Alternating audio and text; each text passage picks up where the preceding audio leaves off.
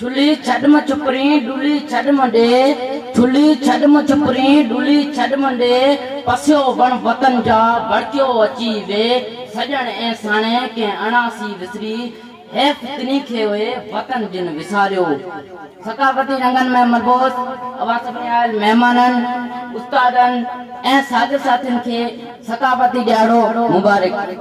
अज सकाफती ॾियारे ते हर चेहरे ते मुस्कुरा सजल आहे ॼण घर में को काज हुजे। अहिड़ो ई जज़्बो असां खे हर ॾियारे ते सिंध मर्द सां रखणु खपे। ही ॾिसो टिपुरी अजरक कान मुंड टोपियूं गुरमुच भरल गज ऐं पहिरां सां सचपच सिंधी सकाफत जूं नुमाइंदा निशानियूं आहिनि।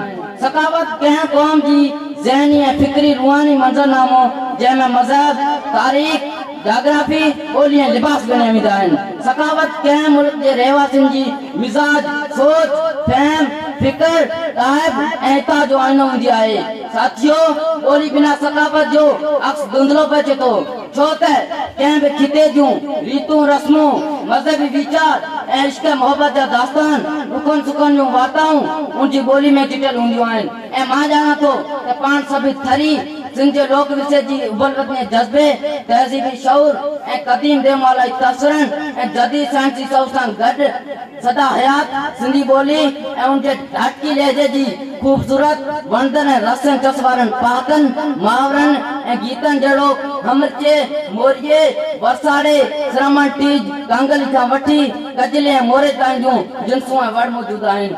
उन लाइ त थर खे आया समेत केतिरनि ई नुकादनि सकाफत जो घर सॼो आहे। जनाब सदर थर अञा बि सकाफत जो घर आहे। थर पंहिंजी सुञाणप जो अञा को बि सौदो नाहे कयो। लतीफ़ जो सुर मारवी अञा बि थर में नज़र ईंदो रहे थो। आरम हॾ न ओढां पटोला पटकीर आरम हॾ न ओढां पटोला पटकीर आधोणा बनंडिया अर्गत जनबीर मारन सिंह सलमाना हथूं जड़ियों खीर।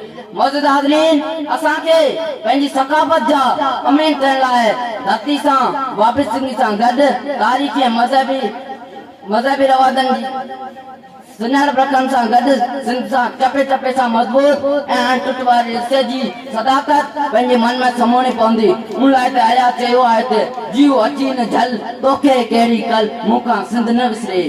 साथियो हिन ॾियारे ते अचो त वचन वॼायूं असांजी सवन वंदी सिंध खे असीं इंसाफ़ असांजे शेख खां महफ़ूज़ रखंदासीं छो त सिंध सॼनि खां मज़हबी रवादारी अमीन धरती रही आहे। उन लाइ त आया चयो आहे त ही सिंध काबू बुआ काशी बुआ ही सिंध काबू बुआ काशी बुआ चवे को शेख या ब्राह्मण जॾहिं कुन चयाऊं असांखे मिली उहा ई त धरती उहा ई त धन। थैंक यू महिरबानी।